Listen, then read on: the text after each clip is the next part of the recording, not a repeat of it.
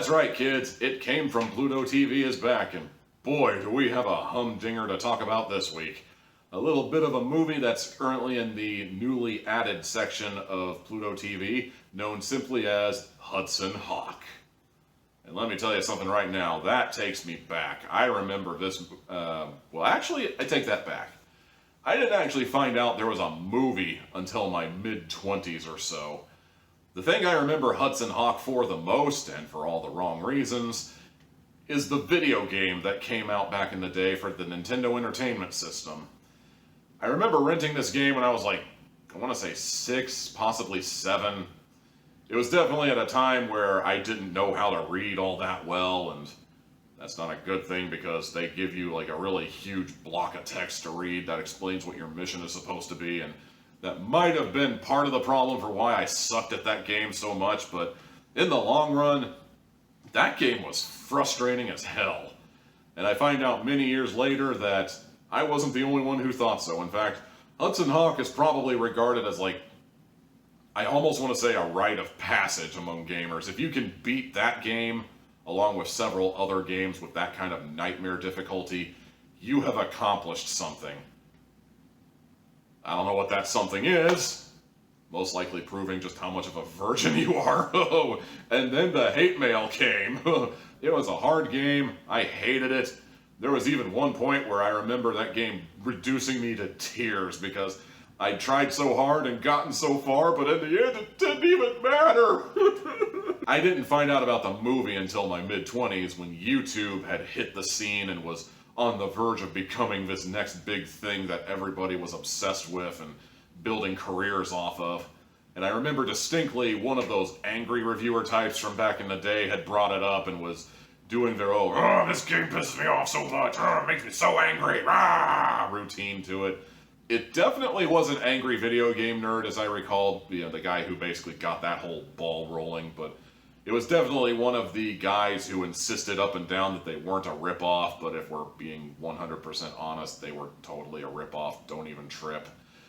But I didn't fault them for it because, A, I thought their video was actually pretty funny, B, there were a lot of guys who were, despite the fact they were ripping off the very obvious source material, they were kind of putting their own spin on it, and I actually kind of thought a couple of the ripoffs were funnier in the long run. And C, I had an axe to grind with the Hudson Hawk video game, and the fact that somebody felt the same way I did made me feel a little vindicated. Thank you, oh sir, thank you! But it was also thanks to that one particular reviewer I found out that this game was also based on a movie that I've only just now seen, and by now I mean like earlier in the week when I was looking for something to talk about in my revival of It Came from Pluto TV. And you know, now that I've seen the movie, honestly, I've seen worse. Bruce Willis is Hudson Hawk, world-renowned cat burglar, who one day got too cocky and unfortunately ended up in the slammer for 10 straight years. But now he's out, and he's out to steal the next big thing, a world-famous sculpture by Leonardo da Vinci. Unfortunately, this act of thievery is going to be a lot harder than it turned out to be, because it turns out he's not the only one gunning for this thing. It turns out there's all sorts of people who want this legendary horse statue, including, but not limited to, the Mayflower family, and a group of, I want to say, FBI operatives known simply as the Candy Bars. What'll happen next? Will he find his way out? Will the Candy Bars end up with it? Will the Mayflowers end up with it? Who's gonna end up with the horse statue? Guess we'll just have to find out, huh? While doing some extracurricular research on this movie, so I'd actually have some stuff to talk about in this video other than my personal experience, I find out that people hate this movie. Hate it. And speaking of hate it, Gene Siskel and Roger Ebert gave it unanimous thumbs down. A guy at the Rolling Stone actually trashed this movie, just laid into it. As memory serves, I believe it has a grand total of 15 out of 100 on Metacritic. 15! Do you know how bad you have to be to get a 15 out of 100?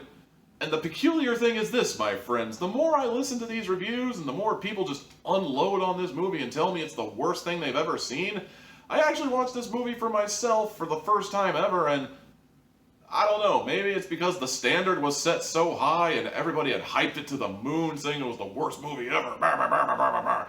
Then I actually watched it for myself and I gotta say, I was expecting it to be a lot worse. I mean, okay, it's still not a great movie, or possibly even a good movie, but it's not the worst movie I've ever seen. Believe me, I have seen my share of bad movies. In fact, I've seen my share of bad movies recently. Hell, I've seen my share of bad movies this month. Looking at you, Coffee and Kareem. I don't know, when I think about cinematic dumpster fires, I usually think of all the usual suspects, you know, Manos, The Hands of Fate, which I will never understand why people like that movie, even if we're talking about liking it ironically. I mean, we're talking about movies like Sharknado, we're talking about movies like, I don't know, anything by Joe Don Baker, just all the bad movies out there that everybody likes. But, you know, I just, those aren't the bad movies I think of when I think good bad movie, though. When I think of a good bad movie, I usually think of a movie like, well, Hudson Hawk, you know? I think of a movie that it actually doesn't wink at the camera all like, tee, isn't this movie we're doing so stupid? Yeah, Sharknado! You know, I don't think of movies like that when I think of a good bad movie. When I think of a good bad movie, I think of a movie that actually looked like a movie, you know? It looks like it had something behind it. It had a budget, it had a story, it had a concept.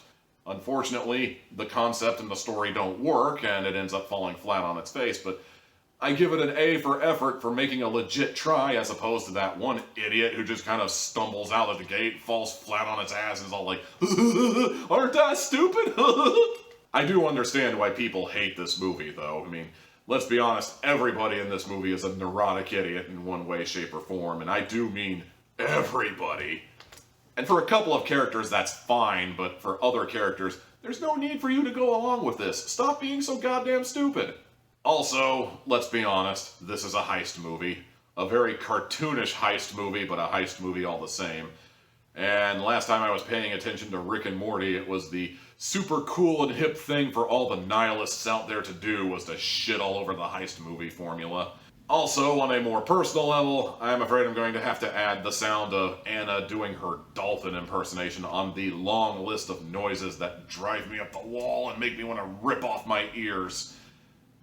I suppose it was my fault for listening to this movie on my Raycons, but at the same time, adding it to the list.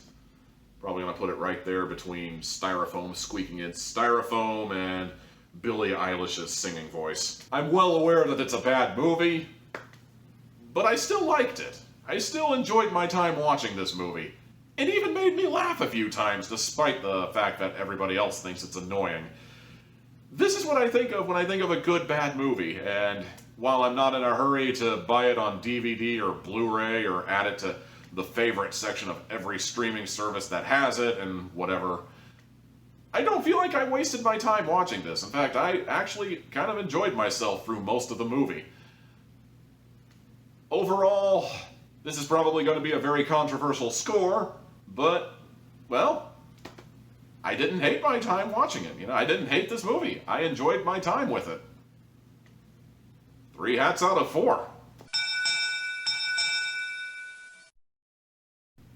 And that's going to do it for this week's edition of It Came from Pluto TV. Assuming I didn't piss off the universe with my bold decision to not be part of the conformist mainstream society that, oh, I hate this movie, and if you like it, you're not a real movie guy, whatever the mantra is nowadays. I hope you check out more of my content. Be sure to like, comment, subscribe while you're around. Check out Tommy Tealhat for more goodness and whatnot, and I am already losing my train of thought. So I'm just going to say, until next time, good day, people.